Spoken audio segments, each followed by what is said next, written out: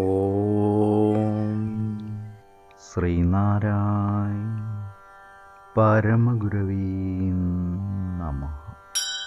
സുപ്രഭാതം. 1512 ദിവസമായ ഇന്ന് 2025 ജൂലൈ മാസം 5 തീയതി ശനിയാഴ്ച. 1200 ആണ്ട് മിഥുനമാസം 21 തീയതി.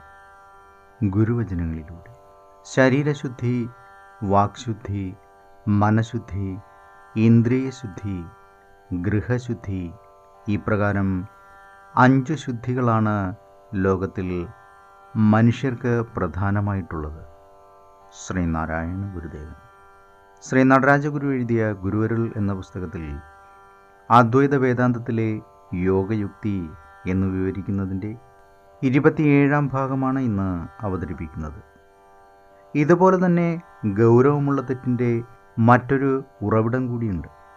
മതപരവും വർഗീയവും സാംസ്കാരികവുമായ സങ്കല്പങ്ങളിൽ ഈ നിരർത്ഥകമായ തൃതീയ സ്ഥാനം സുഖദായകമെന്ന പോലെ കയറി സ്ഥാനം പിടിച്ച് മനുഷ്യകുടുംബത്തെ അതിനെതിരായി തന്നെ വാളെടുക്കാൻ പ്രേരിപ്പിക്കാറുണ്ട്. ജ്ഞാനം എന്ന് വിളിക്കപ്പെടുന്ന അറിവിൻ്റെ ധ്യാനനിരതവും സമഗ്രവുമായ സരണിയെ ജീവിതത്തെ മോടി പിടിപ്പിക്കാനുള്ള ഒരു സുഖസാമഗ്രിയായോ ഒരധികപ്പറ്റായോ ഒരിക്കലും കരുതാൻ പാടുള്ളതല്ല. മുൻവിധികളെ പീഠത്തിൽ വെച്ച് ആരാധിക്കുകയും മൗലികമായ മാനുഷിക മൂല്യങ്ങളെ യാതൊരു ഉപയോഗവുമില്ലാതെ ചവറുപോലെ വലിച്ച് ദൂരത്തെറിയുകയും ചെയ്യുക എന്നത് പലപ്പോഴും സംഭവിച്ചു പോകാറുണ്ട്. ഇടുങ്ങിയ പരിധിക്കുള്ളിൽ കുടുങ്ങിപ്പോയ വിഭാഗക്കാർ അവരുടേതായ കുടുസും സ്ഥൈതികവുമായ ചിന്തകളും ആചാരങ്ങളും വളർത്തിയെടുത്ത് അതിൻ്റെ പേരിൽ മറ്റു വിഭാഗക്കാരോട് പടപൊരുതാൻ തയ്യാറാകാറുണ്ട്. ഇത്തരത്തിലുള്ള കൊടിയ ക്രൂരതകളുടെ ഉദാഹരണങ്ങൾ ചരിത്രത്തിൽ വേണ്ടുവോളമുണ്ട്. അക്കാരണത്താൽ തന്നെ മനുഷ്യരാശിയെ മുഴുവൻ ഒന്നാക്കി ഒരൊറ്റ കുടുംബമാക്കി നിർത്തുന്ന ഉദാത്തമായ മാനുഷിക മൂല്യങ്ങളെ വീണ്ടും വെളിവാക്കി കാണിക്കേണ്ടിയിരിക്കുന്നു.